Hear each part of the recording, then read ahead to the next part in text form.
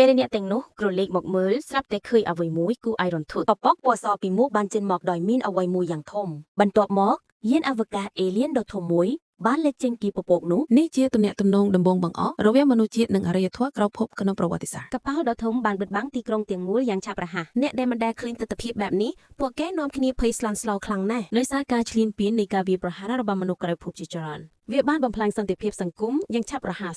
សន្តិភាពសង្គមត្រូវបានរារាំងទាំងស្រុងការប៉ះទង្គិចពីក្រោយកំពុងកើតមានជាបន្តបន្ទាប់នៅតាមដងផ្លូវប្រធានាធិបតីសហរដ្ឋអាមេរិកក្រឡេកមើលយានអវកាសមួយដែលបានមកដល់ខាងលើសេតវិមានគាត់ភ័យខ្លាចជាខ្លាំងទើបធ្វើសន្និសីទសារព័ត៌មានបន្ទាន់ភ្លាមនោះគាត់បានបញ្ជូនយន្តហោះទំនើបបំផុតដែលមានមនុស្សចំនួន4នាក់នៅពេលនេះមេដឹកនាំពិភពលោកគ្រប់គ្នាកំពុងមើលស្ថានភាពការទូតដ៏គ្រោះថ្នាក់នេះយ៉ាងដិតដល់ទោះយ៉ាងណាក៏ដោយនៅពេលដែលយន្តហោះចម្បាំងគិតជិតនឹងការចាប់បង្កាត់សមរភូមិស្នាមប្រេះមួយបានបើកបន្តិចម្ដងនៅផ្នែកខាងក្រោមនៃយានអវកាសទោះយ៉ាងណាក៏ដោយវិនាទីបន្ទាប់មនុស្សក្រៅភពទាំងនោះបានវាយប្រហារមកពួកគេយ៉ាងខ្លាំងក្លាការស្រមើស្រមៃដ៏អស្ចារ្យរបស់មនុស្សជាតិអំពីការទំនាក់ទំនងក្រៅភពដឹងពីស្ថានភាពសំខាន់មន្ត្រីរដ្ឋាភិបាលបានធ្វើសកម្មភាពភ្លាមៗនៅផែនការថ្ងៃវិនាសប្រធានាធិបតីនិងសមាជិកគណៈរដ្ឋមន្ត្រីបានឡើងយន្តហោះចម្បាំងទោះយ៉ាងណាក៏ដោយមនុស្សសាមញ្ញជាច្រើនមិនដឹងទាំងស្រុងអំពីរឿងនេះទេព្រោះវាដៃដោយសង្ឃឹមថាមនុស្សក្រៅភពនឹងយកពួកគេទៅឆ្ងាយអ្វីដែលកំពុងរងចាំពួកគេគឺការសម្លាប់ដោយគ្មានមេត្តាដោយមនុស្សក្រៅភពផ្នែកខាងក្រោមនៃយានអវកាសអេលៀនត្រូវបានលាតត្រដាងបន្តិចម្ដង